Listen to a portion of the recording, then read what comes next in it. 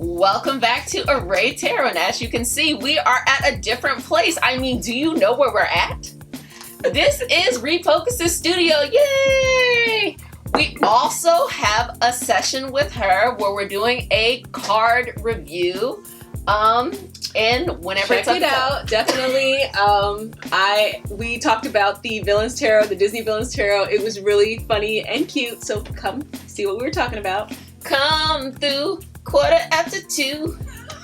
So here it is. So there's that, super cute. And now I have pulled her out of the cave she has been hiding in to do some pulls. Now, you know this is a special treat on Array Tarot because the only time I've gotten her to do this is on the Patreon community. And that was actually really funny. Like I had a good time. Yeah, we had a good time. We was drinking. And I've been drinking. Like, we was drinking. Okay, so we're apple juice. Apple adult juice. We're gonna get into this week's moon cycle reading. So if you're new to the channel, welcome, welcome, welcome. Also want to let you know that there is a mystical self-care community on the Patreon site. Woo! It doesn't matter if you choose Reiki Healing Hope or Array Tarot. Y'all gonna get the same stuff anyway. And you know, maybe I can convince her to maybe do some classes. You know, some little intuitive reading classes. You know, I'm gonna just work on her a little bit. But we're going to do the moon cycle reading. So if you're new to the channel and this is new for you, each week we look to see, just like the phases of the moon, what's going on. You know, she's moon led. I am. You are moon led. Yeah, Cancer. Yeah. And you got the maiden. I do. You know, the mother and the crone. I try to have all the energy. I do feel like I'm a little bit in that mother phase, but I can't wait to move into the crone phase. People be scared, but I'm not. I think I'm going backwards. I don't know. I feel like the crone is when you come into all of your power. Yeah, she really is she just really likes the crone.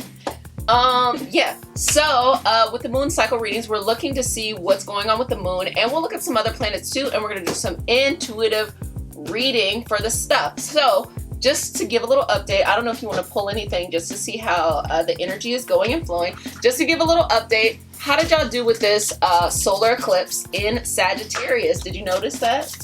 We had a solar eclipse in Sagittarius that also fell on a new moon. So I don't know if that's rare. Is that rare for it to fall on a new moon? Girl, I don't know. Sometimes I feel big shifts, and this time I really didn't. It felt like it kind of just slid into, you know, this new phase, and I feel like that's an omen for me that things may get a little bit easier, you know, kind of just relying a little bit more on intuition, just allowing things to happen, which is nice. I don't feel like I have to start that super energetic, like I need to make plans phase until getting into. That's really important because with this solar eclipse in Sagittarius and it falling on the new moon, this actually wasn't really a time for manifesting. It was almost a time for accepting, kind of exactly walking into like whatever has been brewing. And we had that partial lunar eclipse in Taurus, in the Taurus-Scorpio axis, and I recall that it fell on a full moon. It wasn't a new moon, it was a full moon, but it was giving like a little bit different vibe too. And you know, full moon's not necessarily like a manifesting thing, it's more of like a celebration kind of thing. But yeah, so that's interesting. Yeah. That's pretty cool too, because I didn't follow it exactly. Like, what does it mean? I'm just thinking of what I actually felt when I was going through it, as we're going through it. And that's, I think, really some thick cards. That's what, these ones? Man, shuffle this for me, please. I don't think they're thick. You thought these were thick? Watch her do it. Watch her do it. Watch her do it. I got big hands. Okay. Watch her do it. Sheesh. Oh yeah, girl. Get his back. I don't feel like they're thick. They're thick. That's because you had little hands. I got little hands and I got nails, which probably doesn't help with it. I need a thinner. Anyway, so we're getting distracted. I got distracted. So and you were like, oh, you should pull a card. And we're talking about this new energy, and I pulled the 10 of Cups, and I thought that was interesting. Ooh. Because it kind of makes me think of the things that I tried to manifest at the beginning of the year. That now I'm kind of waiting on my things to come in, and you know, I'm calling in for what I was looking for, and I feel like that 10 of Cups really speaks to that, because those are the kind of things I wanted. I was looking for prosperity, for things to come together, and it's like we're talking about it and we pulled it. And this feeling of just 2021 as a whole has been like, you had 2020 where everything stopped, And 2021 was like this reorganizing, reshuffle. Even though I feel like people probably thought that things were just going to go, it was like a reshuffling. And 2022 is where I actually think that you can actually start to make moves and start to, you know, but it's been, a lot of things have been on pause, you know, just to organize things. In general, COVID. I mean, everything is on pause. Yeah. I mean, yeah. And also, what journey are we going on? You know, like what direction are we going on? And maybe even in a naive, and I don't think of naive in a negative way. I think of in a like, sometimes you don't need to be jaded by the experience of something, and you just need to go and have a fresh start. Also, sometimes you don't need to make things more complicated than they need to be. You ever feel like you want to do something and then you just say like, well, if I want to do this, I got to do all these 15 things? No, just do the one thing that makes sense to you. And it's okay. Like, it doesn't have to make sense to other people. It should just make sense to you. And I mean, I think it feels very lucky, you know, like if you're courageous enough to just jump in and just figure it out and just be like, I'm here, I'm about to do it. Literally, as you're talking, I'm like, let me see what the universe is saying as we're discussing this. I've got the amethyst for this deck. This is the Practical Magic Oracle. And I got the amethyst, acceptance and courage. Just accepting what life is bringing to you, having the courage to look it in the face and just taking whatever measures are needed to mitigate any of that stress and, you know, how do I make this free flowing? Going into Midnight Margaritas, having to do with truth coming to light and you accepting of that. When you put that together, accept the things that are coming to you. Like, don't be afraid of the messages that you're getting. And even in everyday life, don't be afraid of the barriers that come in front of you. Just figure out how to move them. And then with your inner child, never forget about the things that make you happy. Like, don't forget to like make moves on ways that will make your soul sing. Mm-hmm. I like that, where it's just like learning to accept, because sometimes people can get out in their own way when they're trying to accept good things happening. Like, you may not feel like it happened in the way that you thought it was going to happen, so you're like, whatever, but then some great stuff is happening and it's just like, oh. Or you may not feel like you're ready for these great things that are happening, so maybe the old you might want to self-sabotage, but like, you're ready. Most of the things that are worth going after, people don't really know how to do it. You know, it's not one of those things where it's just like, if you're perfect at something, it will like, you know, then you should do it. No, it's usually when you have no clue what you're doing, you surprise yourself and then you make something really magical. That's how I see it. Yeah, I definitely think that I agree with you totally, and just being open to that, being open to the idea that things may not turn out exactly the way that you planned it. Even when you're manifesting, you think about your end goal. Like, you don't go into manifestation thinking this is how I want to get to the end. You just think about the end goal and let things just trickle and flow down to what you were trying to get to. I agree. So just to talk about what's going on with the moon. So we're going to start out the beginning of the week. So we just left this new moon that happened to fall on the same day as the solar eclipse. And so we're going to have this waxing crescent energy for the week. And towards the end of the week, we're going to go into that first quarter. So the moon's going to start off in this Capricorn energy. It's going to go into Aquarius. And then, you know, towards the first quarter, it's going to hit Pisces. Now, what we know about Capricorn and Aquarius is that the traditional ruler of both Capricorn and Aquarius is Saturn. So it's all about discipline. So the first part is kind of this understanding who you are in the big system of things. And then towards the end of the week, it's going to be a different energy of like, what am I going to shake up? You know, you know who you are, but what are you being called to do that's different, that's unique? So you might feel like, oh, I want to do this thing or that thing, and there's a lot of people in there who's doing it, but like, you're the only one who's going to do it your way. That's that Aquarius energy. Whereas the Capricorn energy is saying like, make sure if you do it well.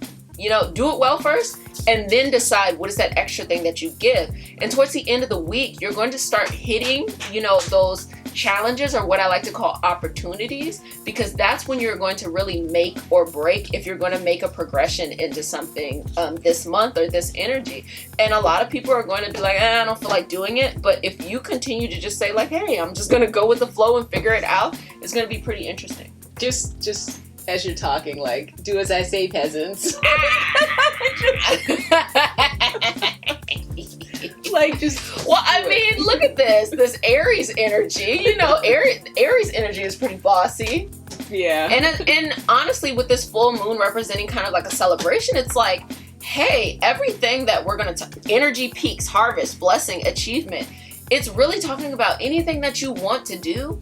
You can do it. Like, you can do it. It's going to take, you can break them down into little chunks. But this week is just showing you, like, hey, anything you want to do, don't think that it just needs to pop up and everything needs to be perfect. Also, don't feel like you got to push a boulder up a hill. It should be something you like. Then, you just go through the motions of doing it and you kind of learn stuff from it, I think.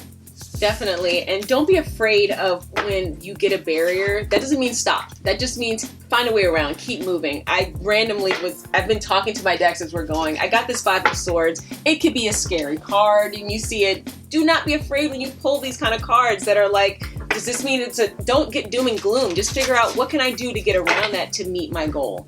Speak on doom and gloom, especially when it comes to reading cards. I feel like a lot of people get afraid when they see these cards like this. Swords, a lot of swords in general, Nine of Swords and things like that, or they see the Tower, or they see death and it feels very scary and these cards are dark and what do I do? No, these cards are telling you that change is coming.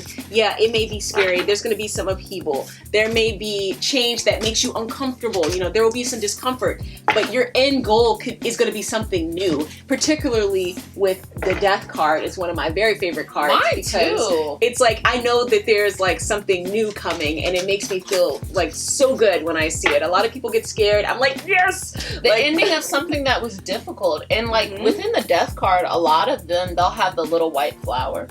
Yeah. And it's almost like, like carrying the flag of it's okay. You don't have to continue to carry the burden of something. Yeah, you have to. You can let it rest. I look at tarot all like that. Don't get excited when you see a card that oh, I'm starting a new partnership. Is it going to be good? I'm going to get Two of Cups or something. Yeah, great. But you always have to look at the positive and the negative sides and think of what can I do to mitigate anything that, mitigate your discomfort.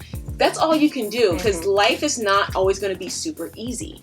So what can you do using your cards to find a easier path? You're taking the road not taken, but how can you make that path to be a little easier? And this is the second time that the Fool card has come up and everything is in reverse. And we were actually just talking about what happens when things pop up when they're in reverse. Yes.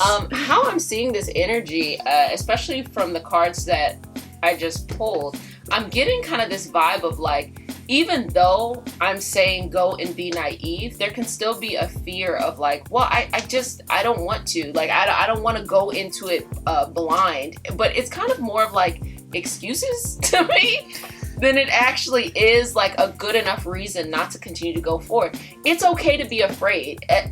It's okay. The only way to get over the fear of something is just to work through it. Definitely. We talked about that I've been stalked by my reverse Four of Cups. I definitely feel like for me that has to do with my anxiety. And just when you read your card, just think of a way, what can I do this is warning me that this could impede me. What can I do to get around this? I mean, even with the cards that you pulled, it's the same thing. I do have a strong feeling when you have a bunch of reversals, it means that you need to do some inside work. And it's that's not always a bad thing. I'm getting changing of mentality because I pulled this Fool and I pulled the Wheel of Fortune already. And so with it being in reverse, it's a change of mentality. You don't make things harder than they need to be. Just let them happen the way that they're happening. Don't think that if it's not going a certain way, you don't know enough or you're not lucky or it's just you. I love, especially when it comes to y'all will not leave me alone with this love stuff, okay? Because that's the number one question. That's the number one, no matter if it's a Ray Tarot or Reiki Healing Hope, everything always got to be about love and partnership. And it's not the good love, which is self-love, which you can control, which is great. It's always about partnership. And it's really, you got to change the mentality. Stop looking for something outside of you to complete you, to make you feel whole as you're going on this journey. It starts from within you. And then the right energy around you will appear. Sometimes there's a clearing out. Sometimes, sometimes you might want to play the field a little bit, just see what's going on. And other times, much more stable.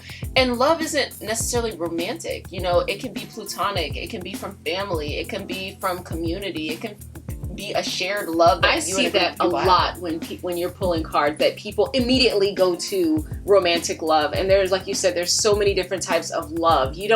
I try to focus on, I do not like asking my cards relationship questions, even about myself, because you're not going to get the answer you want.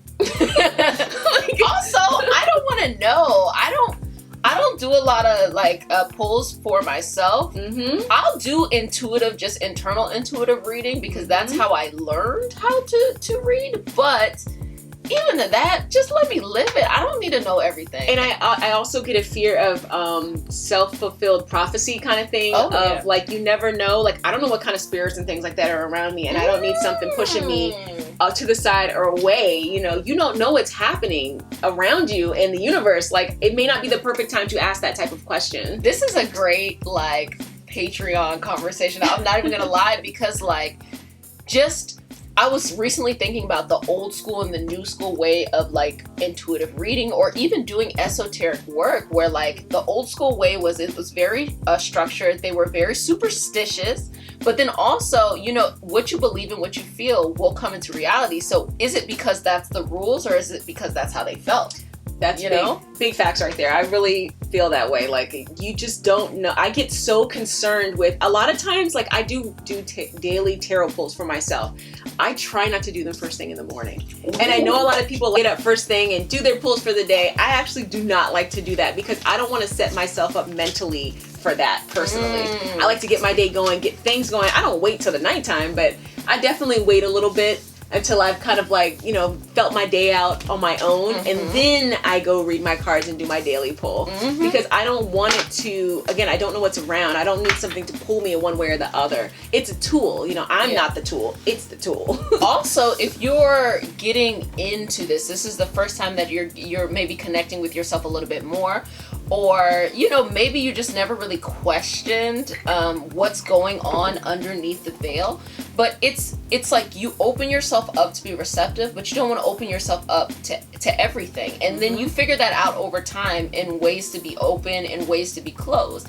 Like, even as an energy healing practitioner, when clients come to see me, there's certain situations that I won't take on because I know myself. But it took a while to know, number one, you could say no at any time, but also to understand what's good for your energy. So being mindful of like what's going around. You might have strong energy in your surroundings that has to do with other people, and you might be pulling their energy when you're pulling the cards, and you think it's you, it's not you. And vice versa. Like, I find the most energetically draining readings for me are ones I don't really want to do. The ones that it's like, I don't really want to do it, and now I'm trying to pull into this other energy, and now I feel like after. And it always has to do with love. It always. Because you don't want to say something, or a close family member who's like, please tell me about this, and it's like you could say no to a stranger, but now it's like your cousin or something, and okay, well, let's see. And then you're trying to soften the blow of like, what does this Three of Swords mean? Well. And when something is so fresh,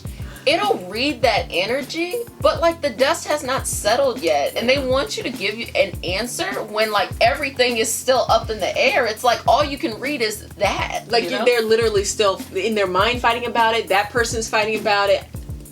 And for certain, when you pop up with a new person and say that they are the love of your life too, and you're going to pretend like you wasn't over here, okay, I'm going to leave it alone and leave it where it is. That's how I feel when someone comes at me with like, well, I met my twin flame and I don't know why are we getting along or whatever. I'm like, okay, first and foremost, I feel like for a long time people really attached to the idea of the soulmate, and then they expanded the definition of the soulmate to any person that you're having a life lesson with.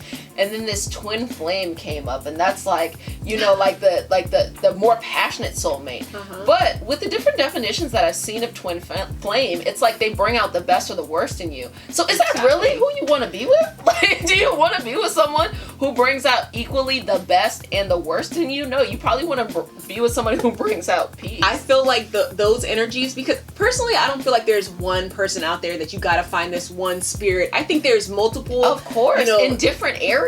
They're all important. And it doesn't necessarily again mean something romantic. Family, friend, love, it could be something that helps you in your career, a person who helps you with your like just in general happiness. And think about it, love could help you in your career, family could help you in love, like just these different. I find that you really see it a lot with people who have really close best friends. Like they have no romantic love for each other, but they love each other very much. And they will do anything for each other, and they boost each other up, but they also amplify each other. Like they will amplify anger, amplify happiness. Yeah, like be fighting like couples ways. Too. Right. So you gotta. I had to cut a couple off.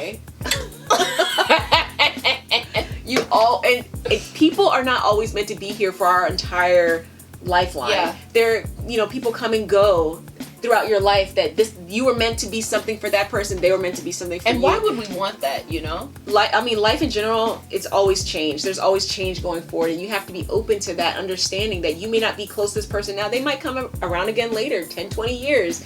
I mean, you never know. Maybe they will, maybe they won't. Be open to that. Don't cling on. By clinging on and holding on, that's like the person who comes and says, read my cards about this guy who is my twin flame, I just know it. Like, slow down. And also down, know relax. that people have the ability to grow with you. And a lot of times the people separate from you because they're refusing to grow with you. Or maybe if you're on the other side, because it's easy to paint everybody outside of ourselves as the villain. Maybe you don't want to grow as they are growing in a new direction. That's what separates you.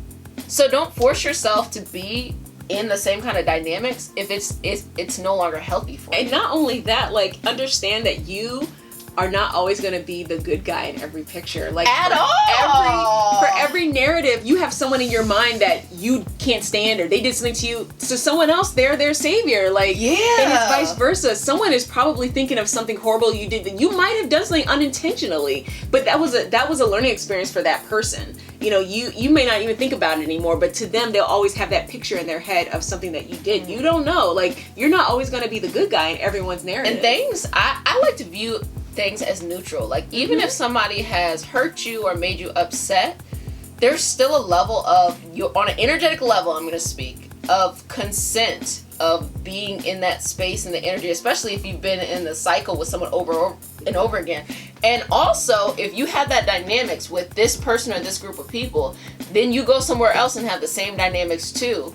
It's also saying you need to change, you need to grow, and you need to expand in that new direction. So it's just like, instead of thinking of things as always like, oh, I want things to be positive, I don't like things to be negative, just learn what you need to learn. The soul is trying to learn in its best way, and it has the people that, come into your life and the groups that come into your life so you can learn. So just learn. Just let it roll off your shoulder. You gotta just be open to things, in my opinion. That's the biggest thing of all. Being open to any experience, negative, positive, and then make the best out of that experience afterwards. So we're giving a lot of life advice because it's not that big things are going to necessarily be coming up this week, but it's just like little pet peeves that you might,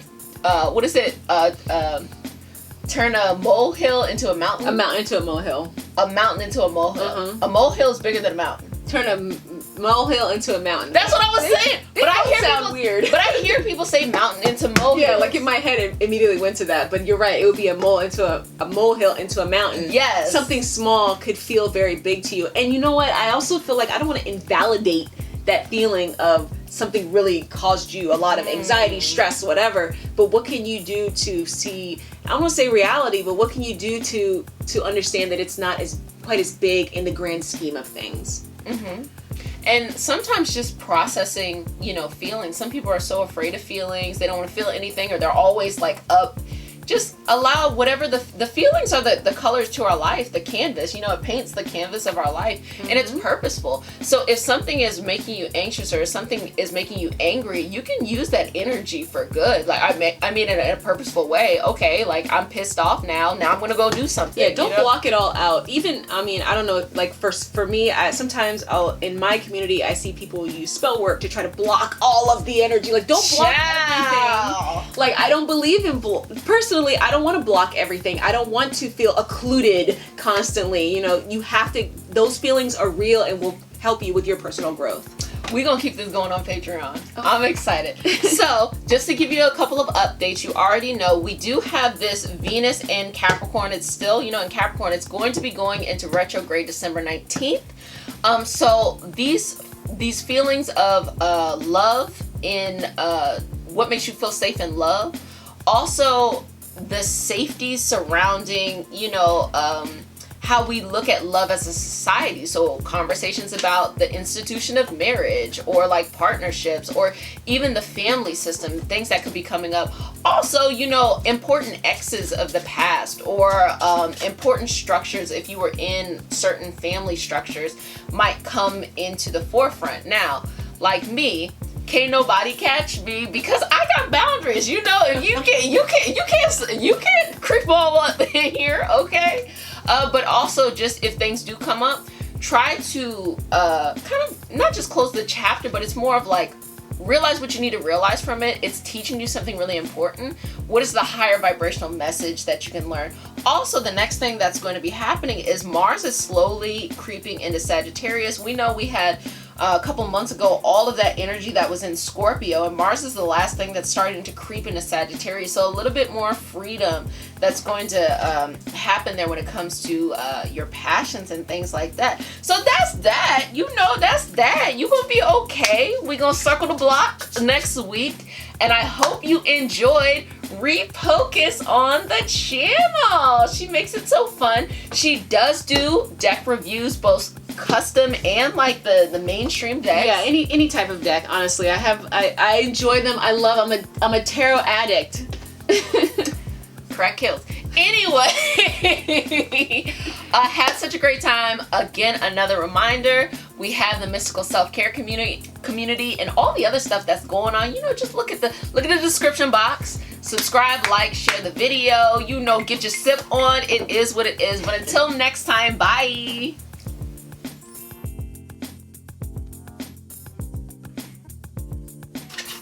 Bloopers.